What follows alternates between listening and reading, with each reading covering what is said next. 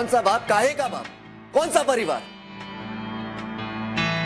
मेरे बाप ने मुझे 2 रातों के लिए लॉकअप में लावारिसों की तरह सड़ने के लिए छोड़ दिया।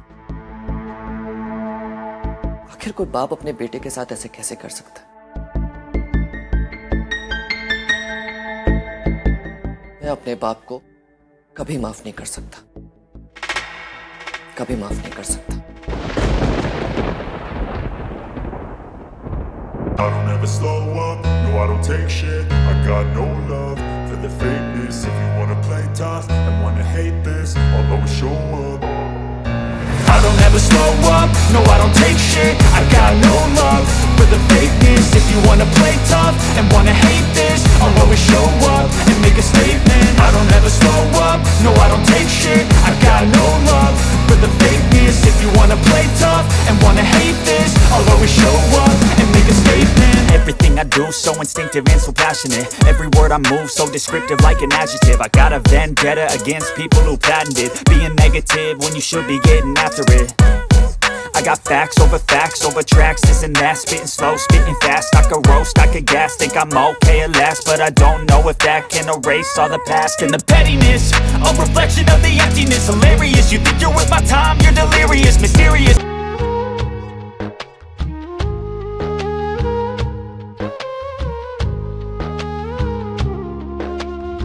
पल के लिए तो घबराई गई थी।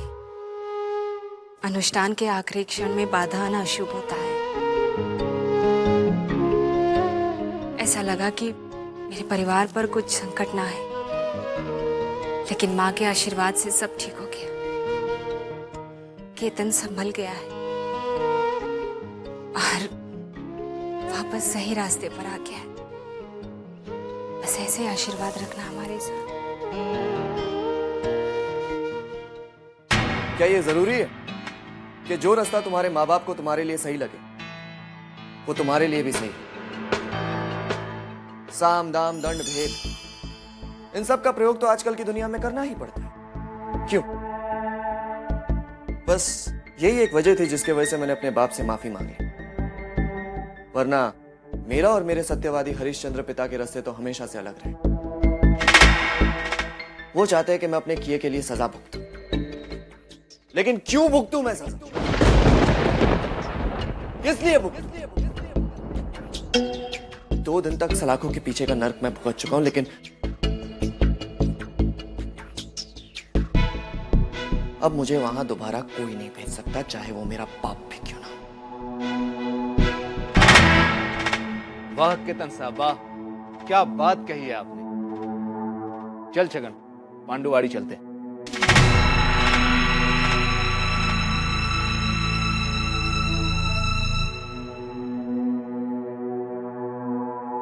केतन साहब, हम ये सब ठीक तो कर रहे हैं ना? क्यों? ऐसा क्यों कह रहे हो?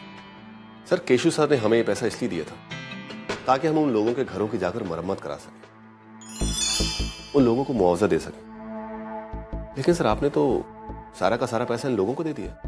बड़ी हैरानी हो रही है राठौड़। मुझे हेरफेर की दुनिया का पहला मंत्र पढ़ाने वाला आज ऐसी कैसी बातें कर रहे हैं? देखिए सर, मैं ये बात इसलिए कह रहा हूं क्योंकि अगर केशु सर को पता चल गया कि हमने इस पैसे से उन लोगों के घरों की मरम्मत नहीं कराई है, उन लोगों को मुआवजा नहीं दिया है, और बजाय इसके ये पैसे हमने उनको केस वापस लेने के लिए इस्तेमाल किए और उनको डराया धमकाया है,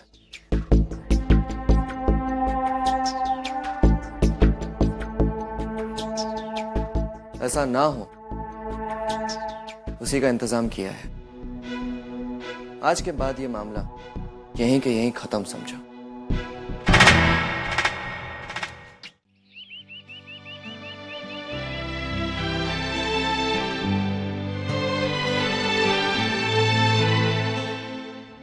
मुझे तो यकीन ही नहीं हो रहा है कि ये हमारी नंदिनी की शादी की कंकोत्री है। सब कुछ इतना झटपट हो गया।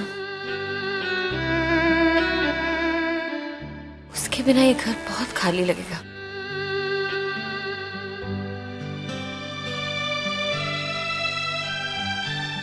रोज मेरी जुबान से निकलता रहता है, नंदिनी बेटा पहले चाय बना कर ले,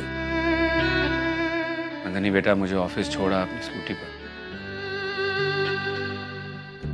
समझ में नहीं आ रहा है कि हाँ, उच्ची के काम के लिए गई थी ना मैं कोर्ट में उसकी स्कूटी पर। अच्छा चलाती है वो। ये तो हमारी नंदनी किसी डीगरे से कम है क्या? हर चीज में आगे रहती है वो। केशु भाई उसके ससुर की बहुत तारीफ करते हैं, लेकिन मुझे बहुत डर लगता है।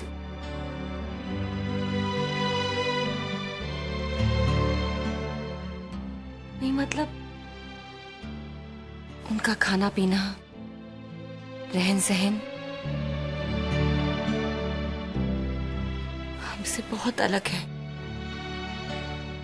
देख रसीली,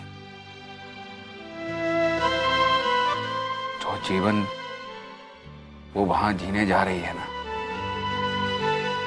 उस जीवन में नंदिनी को अपने आप को ढालना पड़ेगा।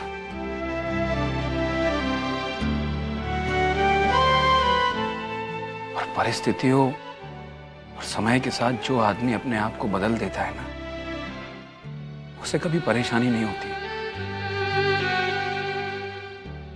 नहीं होगी ना? नहीं होगी। हाँ, नहीं होगी।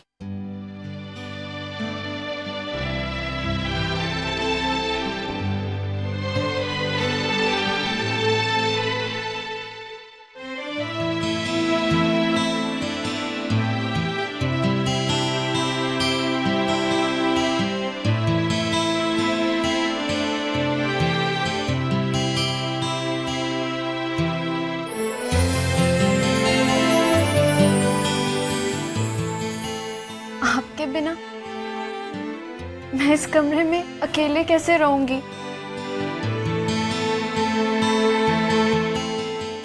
अलमारी में तुम्हारा सामान, तुम्हारी चीजें, तुम्हारे कपड़े,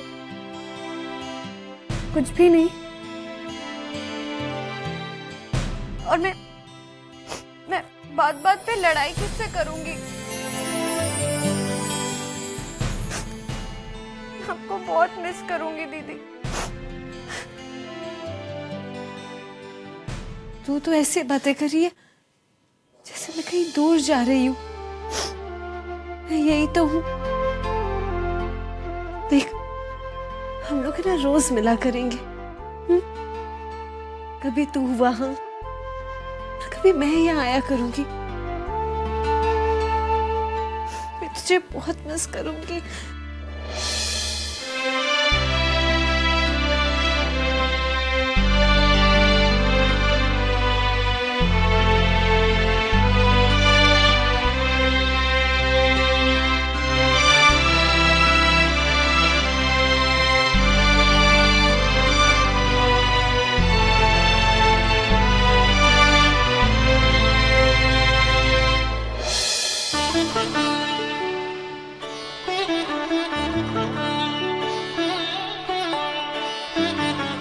देख, नंदिनी की शादी का कार्ड।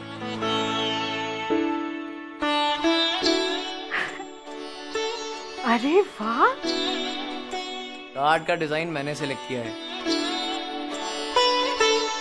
मस्त कैसे नहीं होगा? सच? बहुत अच्छा। तो एक काम करना, अपनी शादी का भी बनवा लेना।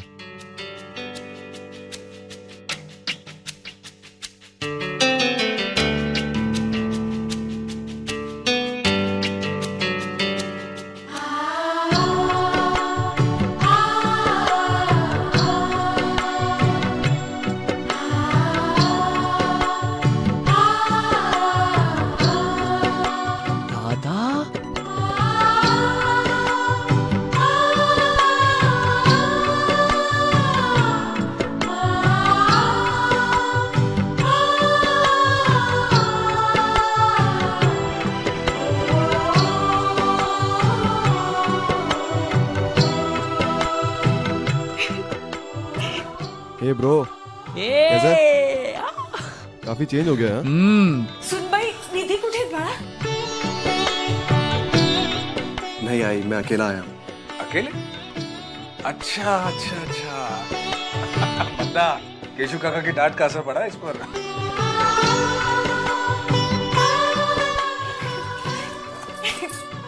तूने बताया क्यों नहीं कि तू आ रहा है? हम लेने आ जाते। अरे नहीं बताया तभी तो तुम इतनी खुश हुई ना। सरप्राइज एलिमेंट का भी कोई मतलब होता है कि नहीं? हाँ, खुश तो बहुत हुई मैं। मुझे तो अब भी यकीन नहीं हो रहा है कि तू मेरे सामने बैठा है बेटा। तू बैठ, मैं तेरे लिए मेरे हाथ की अच्छी सी चाय बनाती हूँ। आई तू बैठ, मैं 2 मिनट में कड़क चाय बना के लाता हूँ, वो भी सुपर फास्ट। हाँ, आजकल तीनू बहुत काम करता है मेरे।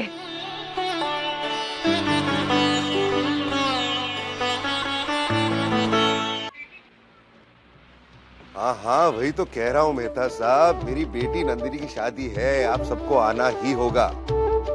अरे सब कुछ जल्दीबाजी में हुआ ना, इसलिए बताने का मौका ही नहीं मिला, लेकिन आइएगा जरूर। ठीक है, रखता हूँ, बाय। अरे केतन, तू अभी तक यहाँ क्या कर रहा है? आज तेरी वो कोर्ट की हियरिंग है ना? अरे हाँ पापा, मैं बस अभी निकल रहा था। तू क्या कर रहा है केतन? अदालत का मामला है, देर नहीं कर सकता है तू, टाइम पर पहुंचना। ये देख रमनीक का फोन। हाँ रमनीक, बस निकल ही रहा है, मैं केतन से ही बात कर रहा था, यही कह रहा था कि निकलना चाहिए। हाँ थैंक गॉड, केतन अभी घर से नहीं निकला है। मुझे तो लगा कि तू नाराज हो जाएगा, तू थैंक गॉड बोल रहा है, ये क्या हो रहा है? अरे केशव भाई, मेरी पूरी बात तो सुन लीजिए आप। हाँ, अपने केतन की ये समस्या हमेशा के लिए खत्म। केतन की प्रॉब्लम खत्म हो गई है? मतलब ये कि पांडुवाड़ी वालों ने अपनी ये शिकायत वापस ले ली है। क्या? अरे लेकिन ऐसे कैसे वो अपनी शिकायत वापस लेंगे? मतलब ये सब कैसे हो गया है? आपने केतन के हाथों जो संजीवनी बूटी भेजी थी, ये सब उसी का कमाल है। आपने पैसा भेजा और उनकी समस्या खत्म। वैसे भी गरीब लोगों के पास कोर्ट कचहरी में जाने का ना तो समय होता है और ना ही पैसा। खैर छोड़िए, जो हुआ अच्छा हुआ। वैसे भी अपने केतन के लिए ये मुकदमा बहुत खतरे का होने वाला था। चलिए, जय श्री कृष्ण।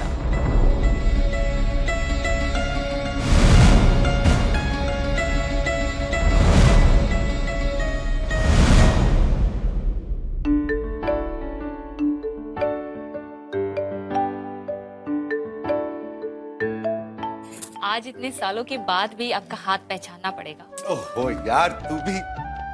आइए बैठिए। हाँ। क्या बात है, अच्छे मूड में लग रहे। बात ही कुछ ऐसी है, आज केतन ने मुझे एक बहुत अच्छा सरप्राइज दिया है। सरप्राइज? केतन की वजह से पांडुवाड़ी के लोगों ने अपना मुकदमा वापस ले लिया है। केतन की वजह से? हाँ, माफी मांगी ना उसने। क्योंकि तू सोच नहीं सकती कि हमारे लिए ये कितनी अच्छी खबर है। ये मामला अगर अदालत तक पहुंचता तो पता नहीं कहां तक उलझता। मैं तो पहले से ही जानती थी केतन से गलती जरूर हुई थी, लेकिन आखिर है तो हमारा ही खून, हमारे संस्कार है उसमें। आजकल के बच्चे ऐसे ही होते हैं, लेकिन देखना हमारे बच्चे ऐसे नहीं हैं।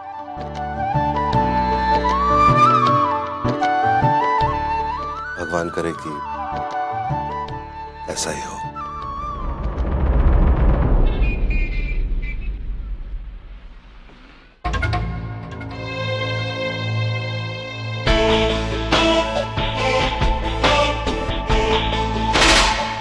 सर, अगर आपकी मेहरबानियों की बारिश इस तरह से हम पर होती नहीं तो सर देखिए, हम आपको कहां से कहां पहुंचा देंगे सर। ये नोटों की बारिश नहीं, ये तो पहली बरसात की हल्की सी फुहारे। अदालत से मेरा केस वापस ले लिया गया, इसे तुम उसी का शगुन समझ के रखो। Thank you sir, thank you. अब हमारे रास्ते की सारी रुकावटें दूर हो गई हैं। ना तो कोई डर बाकी है और ना ही कोई खौफ। नहीं सर, इस गलतफहमी में बिल्कुल मत रहिएगा। मतलब? जब आदमी हर बात से निश्चिंत हो जाता है तभी धोखा खाता सर।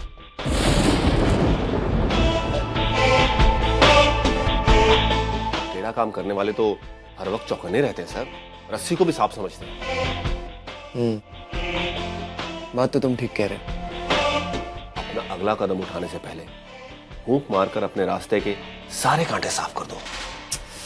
यूं पहलियां बुझा के मुझे इरिटेट मत करो, साफ साफ कहो तुम कहना क्या चाहते हो। Simple sir, very simple. देखिए, जब भी किसी को चीट करना होता है तो सबसे पहले उसको अपने भरोसे में लेना पड़ता है सर, उसका कॉन्फिडेंस जीतना पड़ता है सर, कॉन्फिडेंस। लेकिन कैसे? मैं आपको बताता हूं। देखिए, हर बाप चाहता है कि उसका बेटा उसकी तरह बने, तो आप अपने सत्यवादी पिता श्रीमान केशु सांघवी का आईना बन जाओ sir.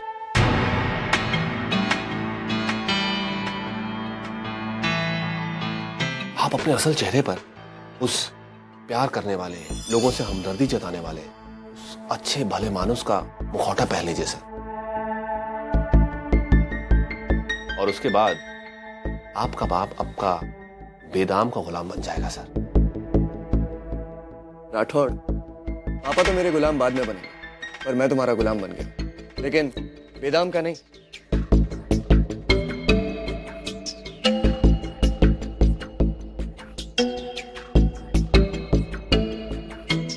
Thank you sir, thank you. हम तो नोटों के हमेशा से गुलाम रहे हैं।